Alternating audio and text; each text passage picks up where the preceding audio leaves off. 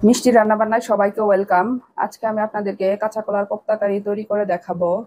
যারা কাঁচা কলা দেখলে নাক ছিটকান, একদমই খেতে চান না, আমার এই রেসিপিটি আজকে শুধুমাত্র তাদের জন্য। তো আমার এই রেসিপি ফলো করে একবার ট্রাই করলে আঙ্গুল চেটে পুটে খাবেন, বড় থেকে ছোট সবাই লাইক করবে। তো সবাই কেমন আছেন? আসসালামু আলাইকুম।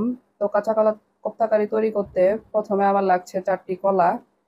তো আমি 4টি কাঁচা কলা নিয়েছি। তো কলাগুলোর দুই পাশের অংশ আমি কেটে ফেলে দেব। তো আপনারা চাইলে এই কাজটা বটি দিয়েও করতে পারেন। তো আমি এই শেপে সবগুলোই দুই পাশে কেটে ফেলে বাদ দিয়েছি। এখন এটা আমি ভালো করে সেদ্ধ করে নেব।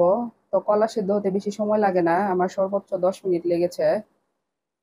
তো এরই মাঝে আমার সবগুলো কাটা হয়ে গিয়েছে। এখন আমি এটা সিদ্ধ করে নেব। তো পরবর্তী স্টেপে আসি।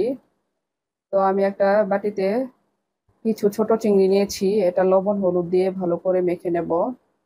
তো আমি সিদ্ধ করা কলার সাথে এই চিংড়িগুলো অ্যাড করবো, এতে টেস্টটা দ্বিগুণ বেড়ে যাবে। এটা অপশনাল, আপনারা চাইলে বাদ দিতে পারেন। তো চুলায় একটা ফ্রাই প্যান বসিয়ে দিয়েছি। এখন পরিমাণ মতো তেল দিয়ে দেব। আর সেই মেখে রাখা চিংড়িগুলো আমি হাই হিটে 5 মিনিটের মতো ভেজে নেব।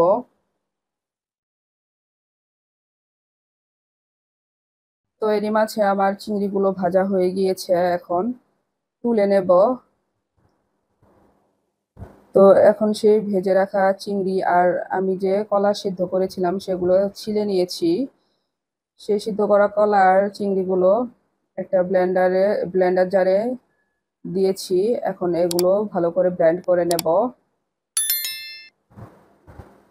তো ব্লেন্ড করা হয়ে গিয়েছে। এখন সেই মিশ্রণটি আমি বোলের মধ্যে ঢেলে নিচ্ছি। তো এখানে হাফ চা চামচ হলুদ গুঁড়া, হাফ চা চামচ লাল মরিচের গুঁড়া, 1 চা চামচ ধনিয়ার গুঁড়া, 1 চা চামচ ভাজা জিরার গুঁড়া, হাফ চা চামচ রসুন বাটা, হাফ চা চামচ আদা বাটা, 1 চা চামচ গরম মশলার গুঁড়া, 1 চা চামচ লবণ। আর এটা বাইন্ডিং এর জন্য আমি 1/3 কাপ বেসন ইউজ করেছি।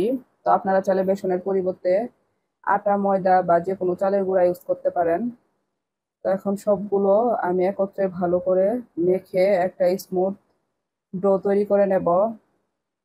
তো ডো তৈরি করা হয়ে গিয়েছে। আমি হাত ধুয়ে হাতে একটু তেল মেখে এগুলো গোল শেপ করে নেব।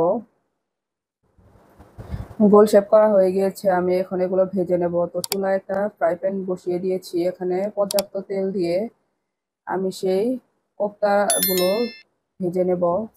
তো কোপ্তাগুলো অবশ্যই ডিপ ফ্রাই করতে হবে, তা না হলে কোপ্তার ভিতরে কাঁচা থাকলে খেতে ভালো লাগবে না। তো অবশ্যই ভালো করে ভেজে নিতে হবে। তো এক পাশে ভাজা হয়ে গিয়েছে, এখন অপর পাশ উল্টিয়ে দিচ্ছি। তো আমি এরকম উল্টিয়ে পাল্টিয়ে একদম লাল করে ভেজে নেব এবং তারপর তুলে ফেলবো। তো এরই মাঝে আমার কোপ্তাগুলো ভাজা হয়ে গিয়েছে, এখন তুলে নেব।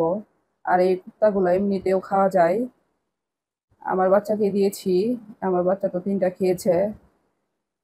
তো এইভাবে খেতে খুবই ভালো লাগে। তো চুলায় একটা হাঁড়ি বসিয়ে দিয়েছি, এখানে আমি পরিমাণ মতো তেল দিয়ে দেব। আর কিছু আস্ত জিরা ও 2টা শুকনা মরিচ আমি ফোড়ন দিয়ে নেব। আর এখানে আমি হাফ কাপ পেঁয়াজ কুচি দেব, এটা আমি তেলের মধ্যে ব্রাউন করে ভেজে নেব।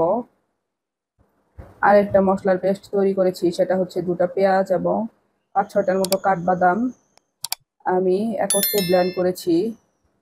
সেই পেস্টটা এখন দিয়ে দিব আর তেলের মধ্যে আমি ভালো করে এটা ভেজে নেব।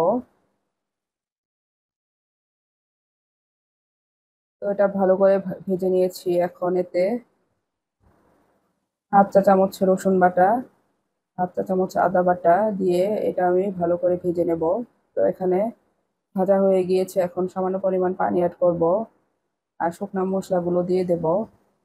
এখানে হলুদ হাফ চা চামচ, লাল মরিচের গুঁড়া 1 চা চামচ, ধনিয়ার গুঁড়া 1 চা চামচ, ভাজা জিরার গুঁড়া 1 চা চামচ, আর হচ্ছে গরম লবণ স্বাদ মতো, আর এগুলো দিয়ে আমি ভালো করে নাড়াচাড়া করে 5 মিনিট কষিয়ে নেব। তো ফিরে এলাম 5 মিনিট পর। তো আমার মশলাটা একদম সুন্দরভাবে কষানো হয়েছে। এখন সেই ভেজে রাখা কোপ্তাগুলো দিয়ে দিব, আর এটা অল্প হাতে নাড়াচাড়া করে আমি 2 মিনিটের মতো কষিয়ে নেব।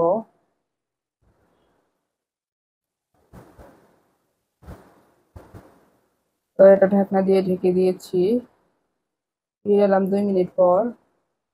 আবার নাড়াচাড়া করে এখানে আমি 1.5 কাপের মতো গরম পানি দিয়েছি এবং 6-7টা কাঁচামরিচ মাঝখানে কেটে দিয়েছি। এতে সুন্দর ফ্লেভার এবং ঝাল যোগ হবে।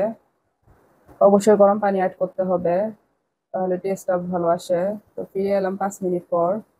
তো এখন নাড়াচাড়া করে এখানে 1 চা চামচ গরম মশলার গুঁড়া, 1 টেবিল চামচ গুঁড়া দুধ আর এক টেবিল চামচ ঘি অ্যাড করেছি। এটা নাড়াচাড়া করে আমি 10 মিনিটের মতো রান্না করে নেব। তো ফিরে এলাম 10 মিনিট পর। এরই মাঝে আমার রান্না হয়ে গিয়েছে, একদম কোপ্তার পানি টেনে এসেছে এবং মাখা মাখা হয়েছে গ্রেভিটা। আর আমার এই রেসিপি ফলো করে একবার ট্রাই করবেন। আশা করি বড় থেকে ছোট সবাই আঙ্গুল চেটে পুটে খাবে। আর অতিথি আপ্যায়নেও এটা আপনি যদি তৈরি করে খান, একদম প্রশংসা করতে বাধ্য হবে। তো এটা গরম ভাত কিংবা ফ্রাইড রাইস অথবা পোলাও সাথে খেতে খুবই ভালো লাগে। তো আমার ভিডিওটি যদি ভালো লেগে থাকে তো ফ্রেন্ডস অ্যান্ড ফ্যামিলির সাথে শেয়ার করবেন, আর ইউটিউব থেকে দেখলে সাবস্ক্রাইব করে দিবেন। তো আমার সাথে এতক্ষণ ভিডিওটি দেখার জন্য ধন্যবাদ। ভালো থাকবেন সবাই। আল্লাহ হাফেজ। আসসালামু আলাইকুম।